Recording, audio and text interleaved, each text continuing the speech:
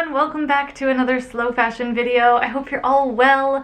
Today I am touching on the very interesting topic. I mean, it's interesting to me. Warm. From someone who, has been living in a very cold part of Canada for most of her life. I've got a very small travel capsule with me, so I think this is a great opportunity to really put smaller wardrobes to the test and prove that we don't need to buy anything new all the time. We can really just remix and work with what we already have. If you like this kind of content that covers creativity instead of consumption and slow fashion, hit subscribe below. You can also find me on IG. I'll leave that right here for you. And you can also find me at my live Shop Your Closet events. I'll leave details for that in the description box. We've got our next one coming up in January, so you can get like a head start on getting more out of what you already have and to stop impulse shopping. And if you came yesterday to the holiday special, thank you so much for joining. It always means so much. So let's jump on into these looks. Before we start even styling, the first most important aspect of any cold weather outfit are your thermals. I love Icebreaker Merino or Smart Wool Merino, and they come in different gauges. So this is a very thin one, and that works best, I find, when you want to dress up a little bit more. Is it the most sexy part of getting dressed in the winter? Absolutely not. But neither is being miserable because you're freezing all the time. So here we are. To layer on top of this and hide the higher neck of the heat tech, I'm going to wear a crew neck sweater. And because it's still peeking through, I'm going to take the opportunity to add a nice big scarf, which not only will elevate the outfit, but it also does a good job of camouflaging my heat tech. The neck is also an area that I prefer to keep nice and covered up during the winter months. In fact, not just the neck, but the ankles as well. I find if your ankles and your neck are nice and toasty and covered, the rest of you stays warm quite easily.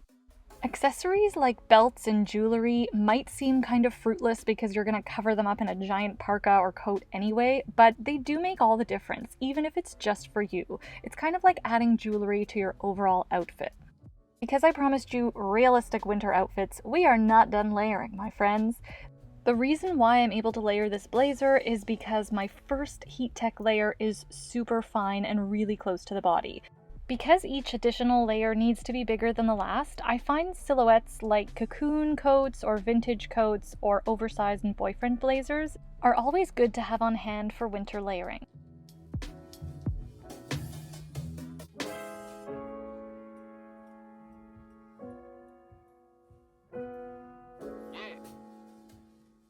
When I don't want to wear a high neck, I do two things. I make sure I'm going heavier on the bottom, wearing pants that are lined and also keeping my heat tech under there.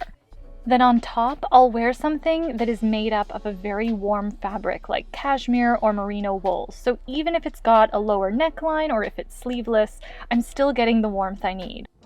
To elevate this staple sweater, I'm going to add my Luisa paperclip necklace, and they are having a really great holiday sale now, by the way. And I'm going to add some more interesting jewelry, like my Majuri bracelet and a statement pearl ring, and of course, can't go anywhere without a belt. As in every season, footwear makes or breaks an outfit as far as I'm concerned, and I like to add a rubber sole to the bottom of my boots even if they're not a traditional winter boot, so that way when I'm going out or hopping in an Uber or taking public transpo, I know they'll be able to withstand a little bit of the elements and not get ruined.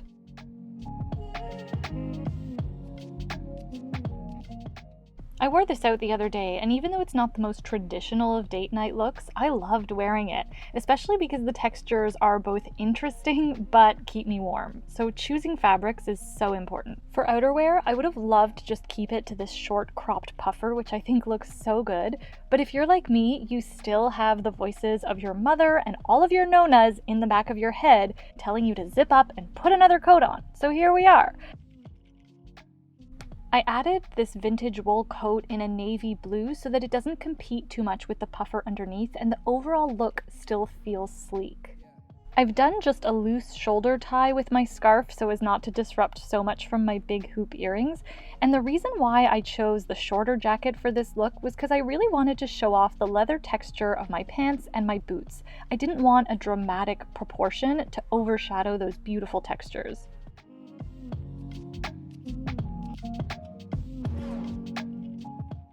Now for the opposite half. When I want to show off my legs, I swap out the merino for a pair of tights and keep the top half really heavy on the volume and the texture. And even though my skirt is short, it's a heavy wool that is also lined.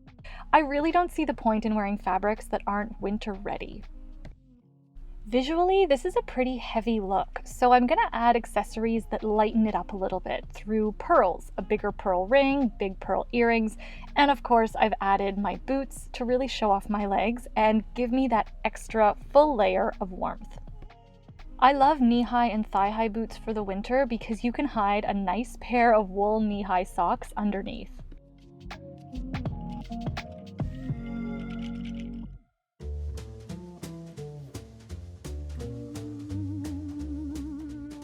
Another layering trick I love is swapping out the more functional looking puffer for a moto jacket or a jean jacket or even a blazer where the lapel can peek out underneath your wool winter coat a little bit.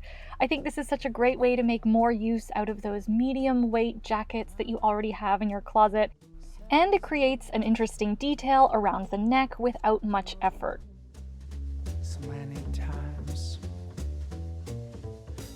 In the winter, it's really easy to feel just like you've thrown everything together, so something I like to do is to make sure that I've got at least 1 or 2 accessories that match a part of my outfit, or another base accessory, like matching my boots to my gloves and my hat. The only thing that matters is you get what you decide. Okay, the big challenge, corporate environments. I swap out the merino for a pair of cute tights and add a pair of wool trousers. Trousers have a little bit more volume, so I want to juxtapose that with something tighter on top. This merino wool sweater is perfect because it fits snugly over my thermals, but the mock neck is a really nice, interesting detail. In the workplace, it's all about polish, so don't skip out on those easy accessories that you can add that really elevate your outfit.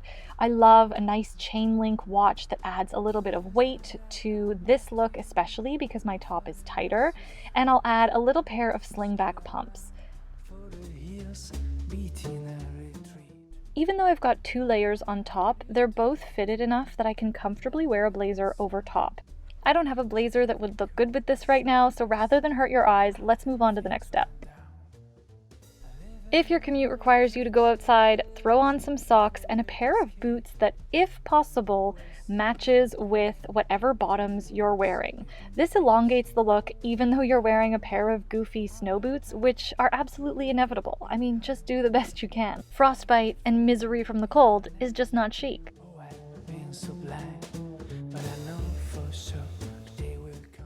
Depending how hot or cold you run, you can adjust where you put your thermals. On days where it's really cold, I'll wear my thermals head to toe, or I'll swap out for my merino wool turtleneck, which fits really tight and also adds a little bit of interest with the thinner neck without adding too much bulk. I also love monochromatic looks in the winter. I think they look really easily put together, although this one is feeling a little bit stormtrooper-esque at the moment. Because I'm dealing with 2 fairly oversized and bulky items both on top and bottom, I need to create a little bit of definition. By tucking my pants into my socks and having that contrasting tight turtleneck underneath, I'm creating definition at 3 points in my body. To create a little bit of a column, I'm adding my contrasting black puffer and a pair of heeled boots that are so comfortable, waterproof, and have a fantastic tread. I've had these for about 10 years and they're some of my favorite pairs of winter boots. I'm trying to stick to 2 contrasting colors here to make this look feel really cohesive and take away from the fact that it's pretty bulky overall. If it were a little bit colder and I needed another layer, I would add a short jacket so as not to overwhelm with another layer that is oversized.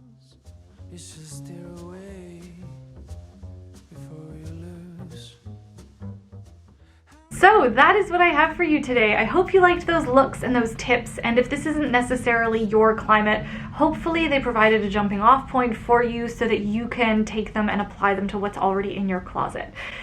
Give this video a thumbs up if you liked it, or if you learned something new, hit subscribe if you haven't already. I hope you have a wonderful week ahead. Thank you for watching, as always, and I will be back with another slow fashion video.